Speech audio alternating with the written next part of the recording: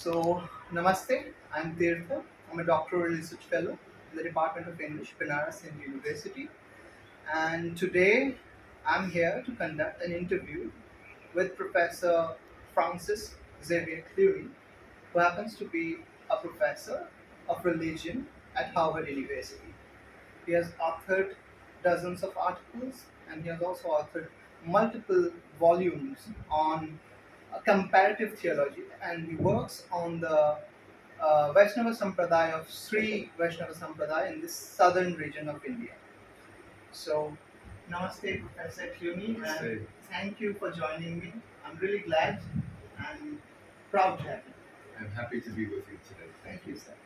So, my first question, it's not actually related to my thesis, but still I'm really intrigued.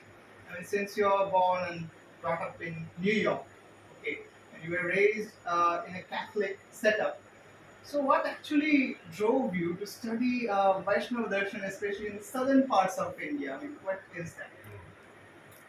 So to put it briefly, right, I grew up Catholic in New York, entered the seminary to become a priest when I was 18 years old.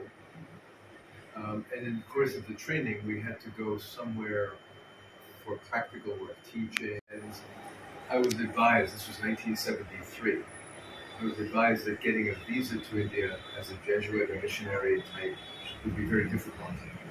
So go to Kathmandu instead. So I went to Nepal, where the king of Nepal was welcoming the Jesuits. So I ended up spending 2 years in Nepal. All the boys I taught were Hindu and Buddhist. And for me, at 22 years old, when I got there, it opened up a new universe. Everything was new, it was exciting. The possibilities of Kathmandu Valley were so wonderful.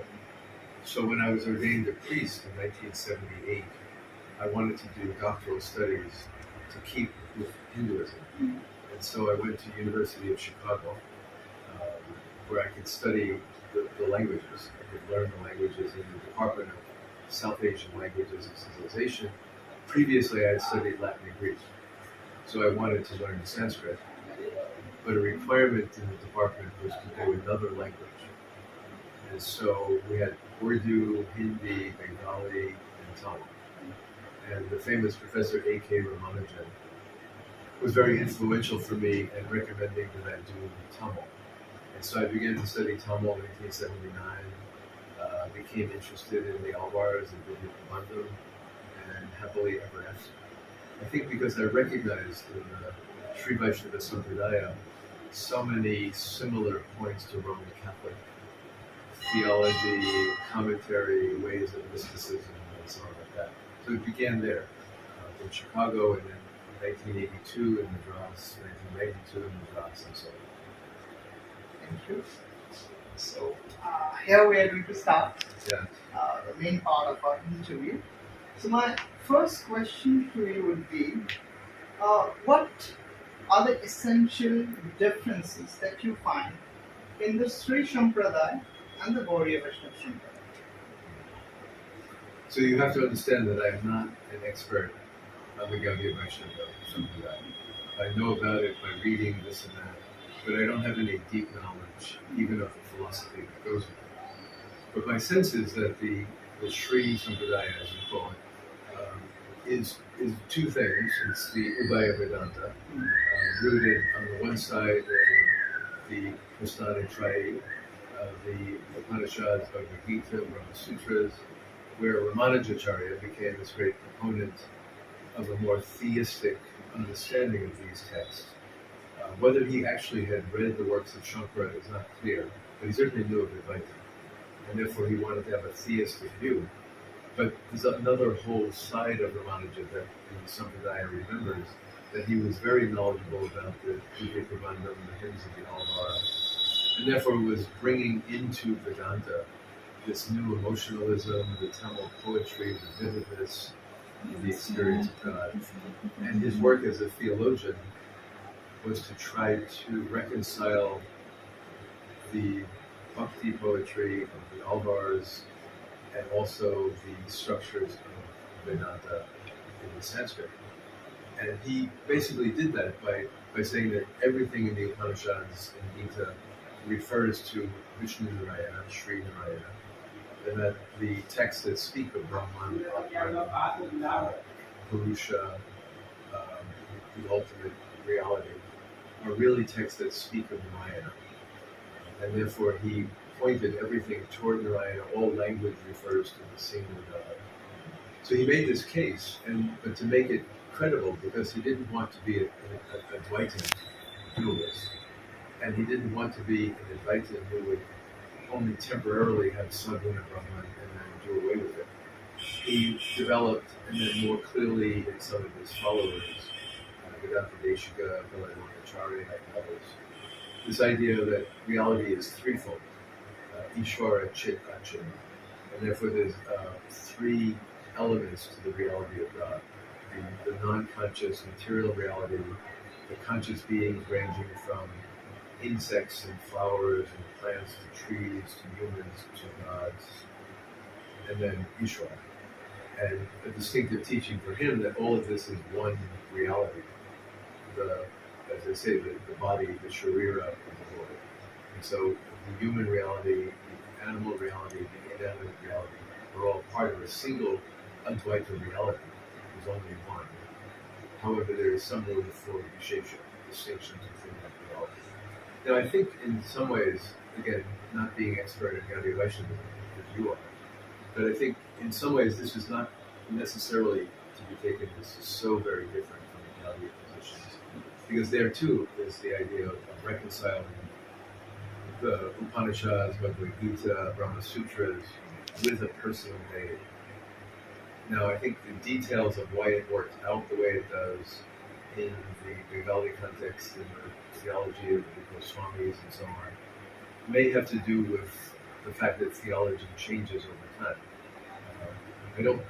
I don't think anyone says that the Gaudiya positions are meant to be refutation of Ramanuj's positions, but that they grow up in a different context. And of course, the Alvars are far away.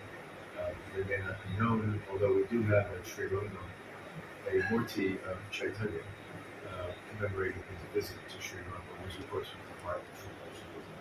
So that's a start. If you can ask for the Thank you. When I read basically the poetry of the Alvars, especially this about Antar, okay, we find that the poetry, their poetry, is essentially drenched in the Sringara ras. And that is very similar to the Gaudiya Vaishnava poetry as well. Okay, so they are also focusing on the Sringara ras heavily, basically.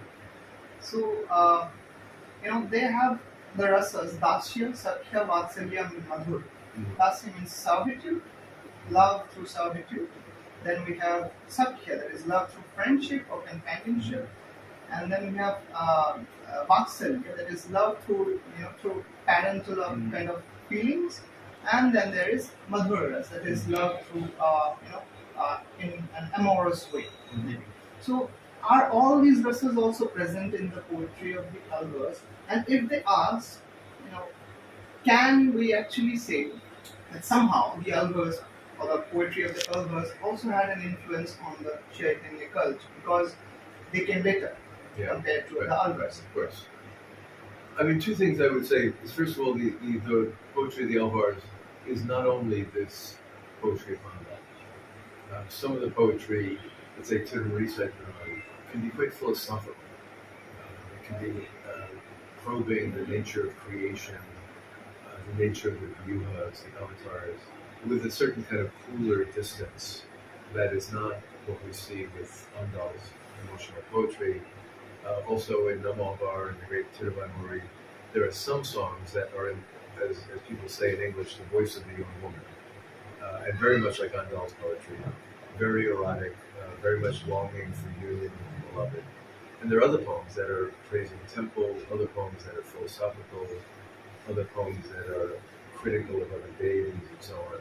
But within the frame, I think, as far as I know, the rasas that you just described, Dasya, Madhurya, and so on, I don't know when or if that is explicitly stated in Ramanuja's tradition. I mean, there are other ways of talking about the moods of the poetry and so on. I would be foolish to say it's not there, but I think in terms of what you're asking, the sentiments, can you find all of these sentiments in the works of the Alvars? Yes, but it may not be thematized or conceptualized in the way that it is in the North. The famous book by Friedhelm Hardy, Bhakti, which is about this love and separation. He does 40 years ago, 40 plus years ago now, a thorough study of the Alvars and going through each one of them, their location, their geography, their history, arguing that there is a movement toward a much more emotional, ecstatic bhakti that he claims in the last 15 pages of the 700-page book is the source of this emotional bhakti, the bhakti that is its characteristic and maybe more developed in Bengal, has its roots in the South. He argues it's the easiest way to explain where it comes from, because you don't get it from the Bhagavad Gita, for instance, or Ramayana, and so on, or even maybe the stories of the gopis and Krishna. But all of that, where does that come from? It comes from the South. So, there's one thing that the Vaishnava Sampradaya, the Gauriya Vaishnava Sampradaya, they emphasize on the Sankirtan. Sankirtan is essentially chanting the name of the Lord very loudly along with instruments. Mm-hmm. And the poetry of the Alvars are also meant to be sung, basically. Yeah. So, is there any essential difference between the Kirtan and the songs of Alvars? Well, in terms of the question you're asking, in terms of the practice and the use, certainly you see, the Alvars do not talk much about themselves, but you do have in the Alvar, for instance, sets of 10 verses, and then always an 11th verse, the so-called Poloshruti, mentioning what you gain from this. And the number of them, we'll talk about that. If you recite these, if you memorize these, if you sing and dance and chant these verses, you will get Swarga, you will get Moksha, you will meet Krishna. So there seems to be a tradition of practice. Some of the hymns themselves and the verses do mention instruments or musical accompaniment, but it's not very developed. But it does seem to be the case that, as with Nandamuni, the teacher of Ramanaja's teacher, Yamuna, when he recovered the hymns, he did it by endlessly reciting the hymns that he knew. And finally, by tradition, Namalvar came in and gave him the rest of the missing. Perhaps the difference, and you would know, again, you have the text better than I, when you go into temples, in Madras, in Sri Rangam, Tirupati, I suppose, also, the chanting of the works of the Alvars acts as if they are Sanskrit works. So they're chanted in this very kind of formal, energetic style, which doesn't, to my taste, encourage the ecstatic savoring of the verses. So the Tamil is honored by treating it as if it was Sanskrit. And the acharyas who come and they all memorize it on the feast of Namalvar or Pay Alvar or whatever, they just recite together all of these verses as if they were Veda or Upanishad. And I think that in some ways cuts down on the Kirtana element because it's so formal and so determined to be Sanskritic. In modern times, it's different. I'm not the musicologist either, but certainly by the time you come to the 20th century, you can find on YouTube much more beautiful, rich in sentiment recitations of this song of Andal, that song of Andal. But the traditional way was to treat it, this is Sanskrit, we will sing it as if it was Sanskrit. Like mantra, maybe. Yeah. Like Vedic mantras. And therefore no need for instruments and so on, because it's strictly the voice.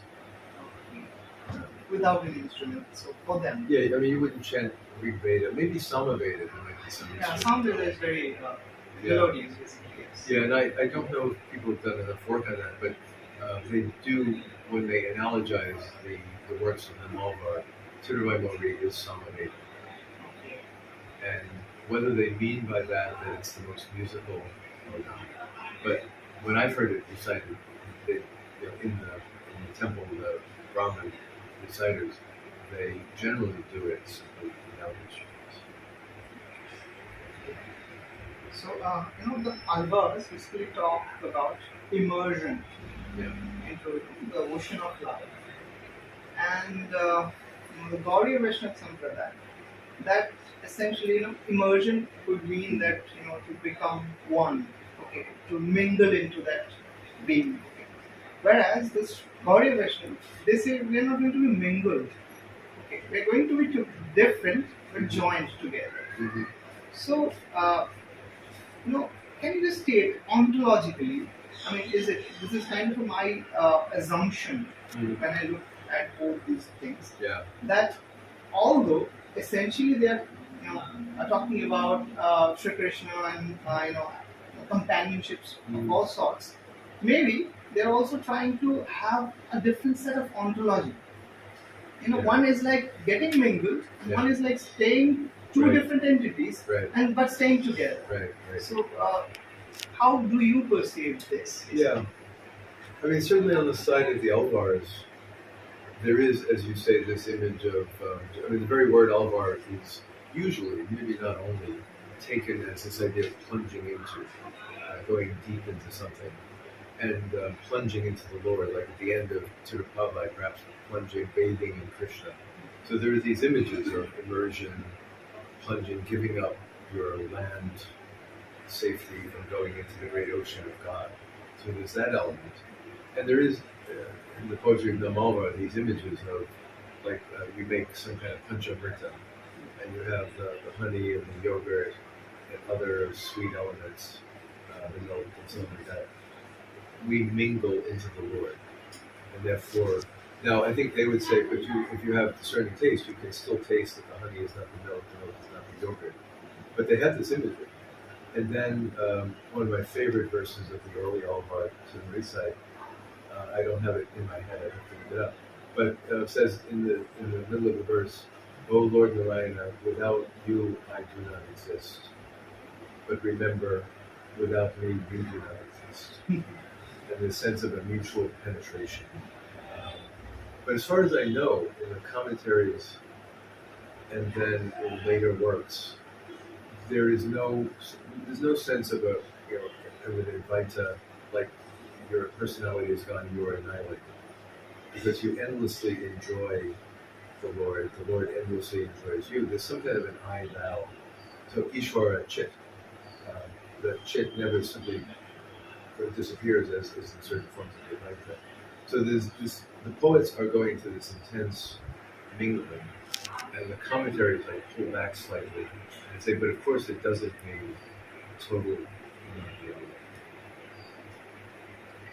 Much like the same importance for Bhakti, I mean, the devotee is also given in the Gauriya Sampradaya. And there are chances, there is a very beautiful analogy that is drawn. It's the Marjar Market Sanvar. So Marjar essentially means a cat. Okay? So a cat carries the cup basically, Right. Holding it with her mouth. Right? And the market, that is a monkey. So baby monkey has to hold the mother. Okay? So the comparison is like this: that if the cup from the mouth of the cat falls, then it is the fault of the cat. Mm-hmm. So the cat is essentially God, and the devotee is essentially the cow. Whereas, in case of the market, okay, if the baby monkey actually falls, then it is the fault of the baby monkey. It is the fault of the devotee, not the God. So there are two types of bhaktis. So which one actually suits with the alvars, or basically Sri Vaishnava Sampradaya? I mean, this explicit image is used in the Vadagalai, Tingalai Sampradayas of Sri Vaishnavism. Often put in terms of bhakti is more like the monkey. So that you have to participate, you have to do your part and hold on. It's all, the mother monkey will carry you, but if you let go, as you say, it's your fault. Whereas the view of the Tengalai, which is more Tamil in some way, is that it's like the cat being picked up. And I think what they're doing, I would say, from the outside, is that there are indications in the poetry of the Alvars that go either way. So it's up to you. Hear this choose to do it, otherwise it's your fault. It sounds like the monkey. You've got to grab on. And if you don't grab on, nothing's going to happen. But other cases, like Namavar, I have no knowledge, I have no bhakti, I have no karma, I have nothing. Therefore, I come to you. And it's this idea of what they call complexity. So they both are present. Yeah, and then some scholars today say, what's the real difference between it? It's a nuance, and the theologians arguing with each other. I think it would be an exaggeration to say that the Vadagalai, the more Sanskritic, is heavily into work, or you have to have all the karmas connected with Bhakti Yoga. Not to exaggerate that too far, but it does seem to be the idea that there is a difference. It's often compared in the Christian tradition to the debate between Catholics and Protestants about faith and works.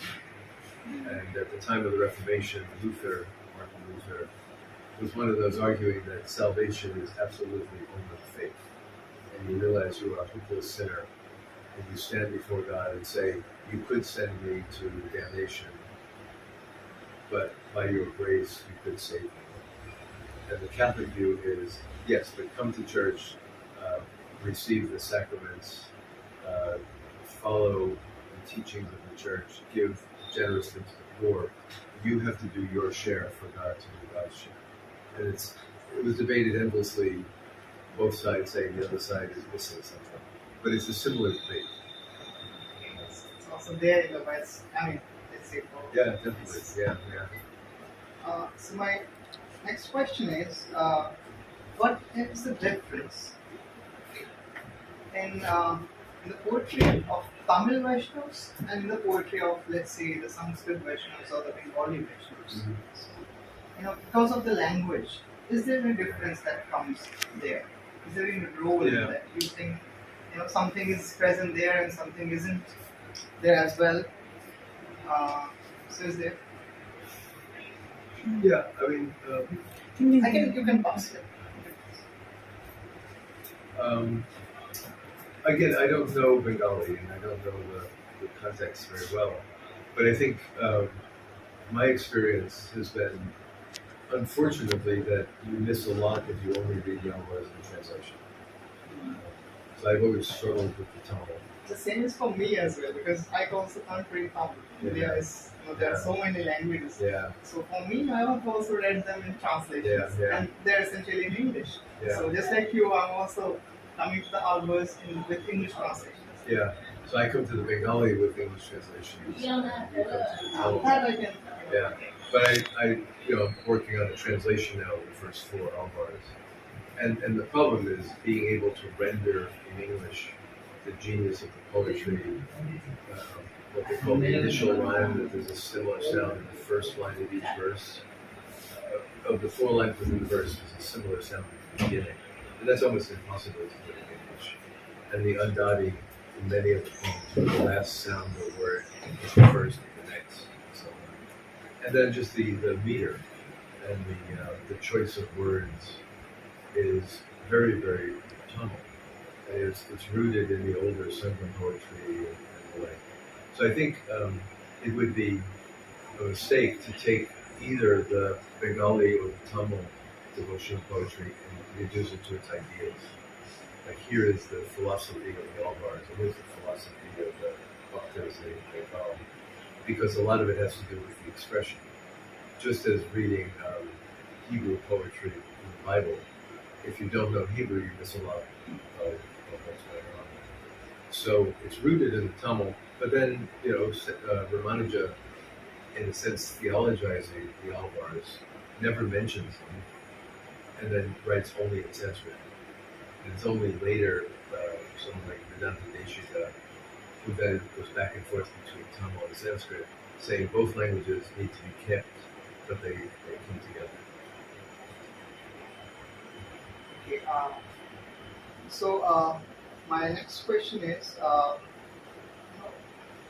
in both comparatively, since you are into comparison, great theologians, whereas you compare religions or theologies of different cultures, how about, if I state that what do you think that is intellectually dominant in Bhakti poetry, be it the Gaudiya Vaishnava or be it the Sri Sampradaya?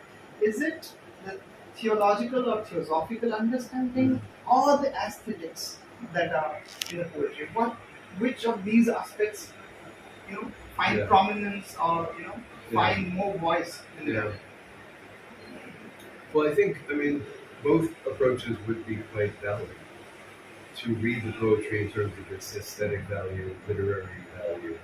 And there are scholars who study Tamil poetry, you might say, without attention to religious or theological issues. They're interested in the poetry. And that's fine. That's what some scholars do. But there's also the approach that goes back 1,000 years or more of recognizing, obviously, it's religious poetry. And therefore, the sentiments of this poetry, as opposed to much of the older Tamil poetry, is consciously, explicitly taking the motifs of Tamil poetry and making it religiously explicit. And so I think it's again, it would be a mistake for a theologian to ignore the Tamil or the Bengali and simply speak about the ideas as if it was some prose treatise of some sort. And so, but I think one can say there are the seeds of theology in the Alvars.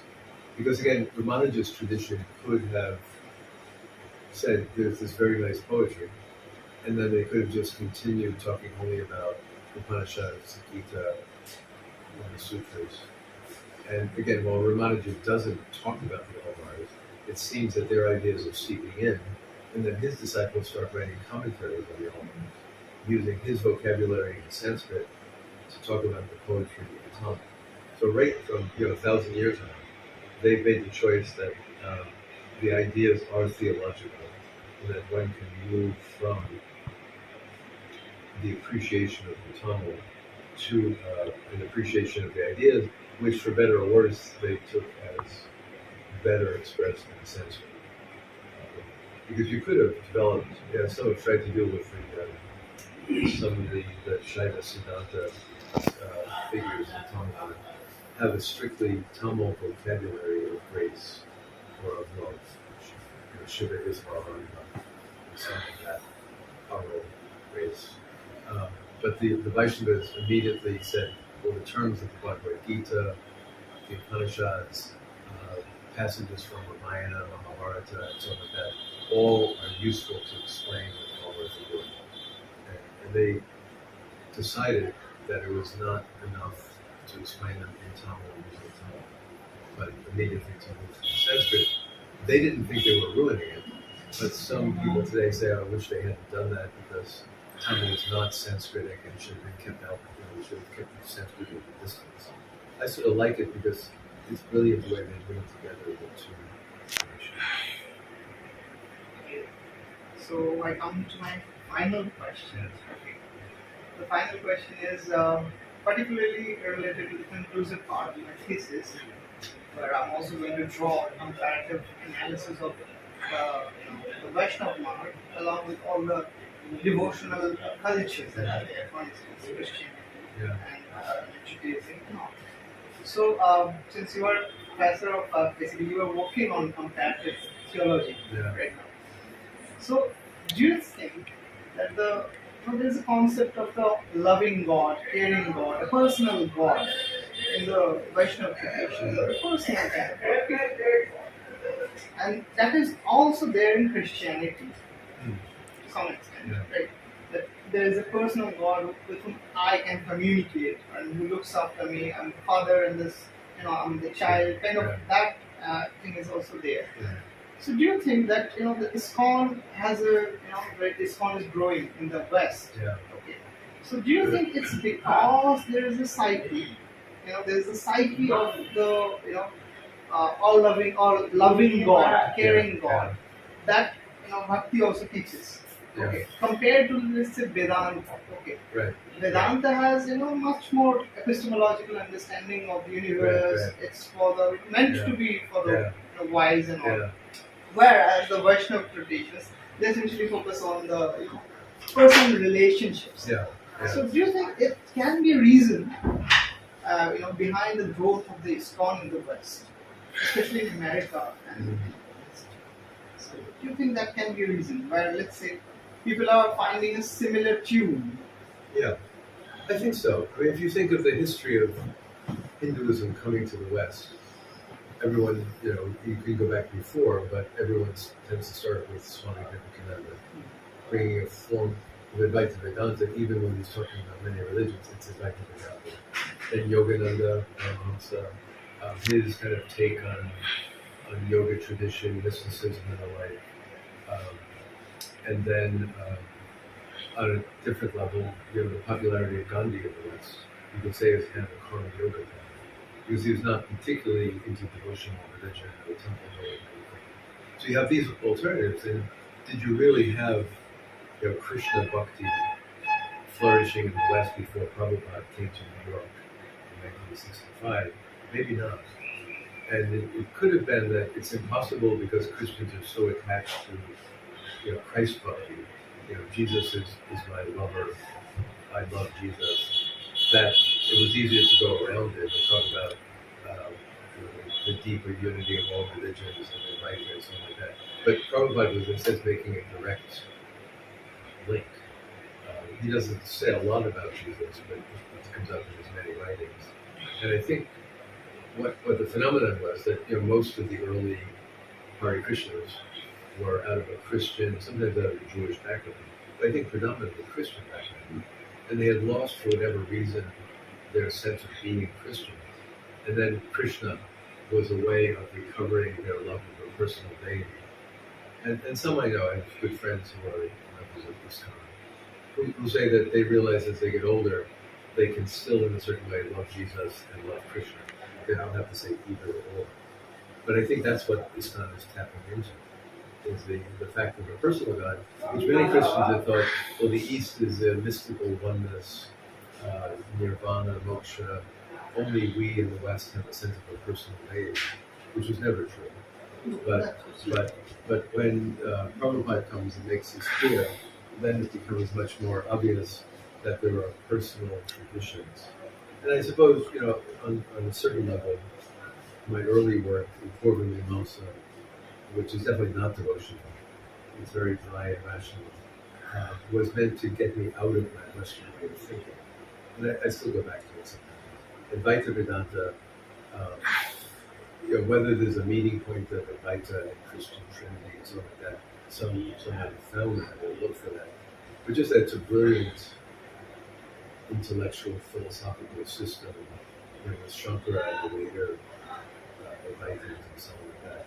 But the immediate resonance, being a Christian and finding the Alvars, and then finding the Ramanuja, was immediate recognition. Oh, this is just very, very much like what I already know. And I didn't become a Sri Vaishnava or become a ISKCON member, but it was recognition saying, this resonates so well.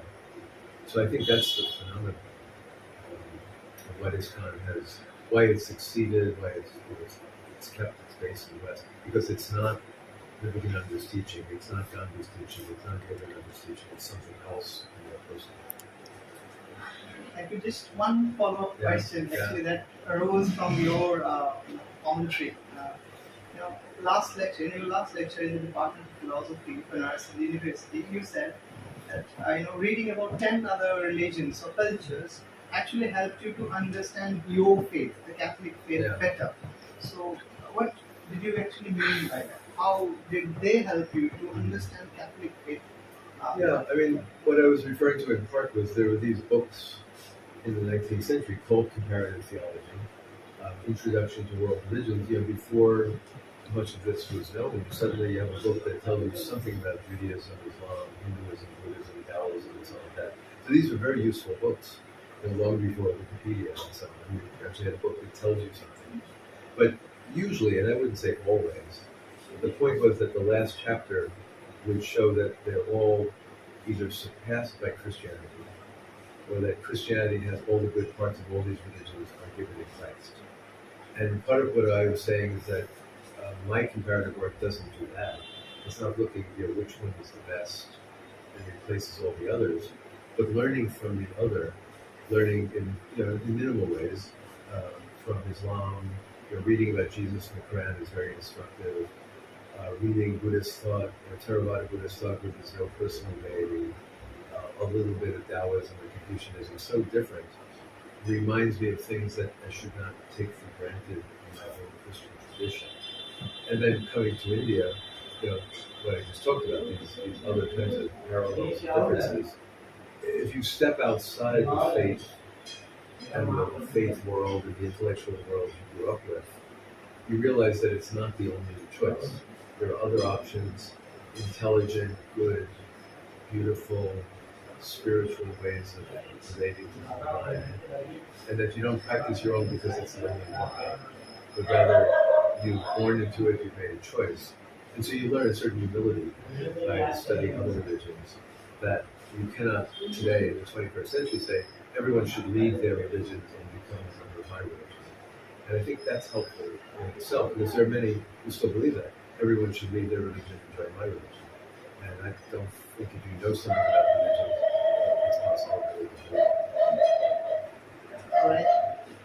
Maybe you are also hinting, just like us, let's say, on the universal brotherhood, universal brotherhood of mankind. Yeah. So on that note, I thank you, Thank you. Namaste, for joining me, and thank you so much. Thank you. And don't forget what universal sisterhood as well. Obviously, all the genders. All the genders, yes. No, not just Yes. sister and brother, all the And all the genders that are yeah. there. But thank Yeah, you. thank you. It was very nice to talk to you, and thank you for putting this together. And you can someday give me the link to the video so I can see what Sure, absolutely. I'll share it. Yeah. Thank you, Professor. Yeah.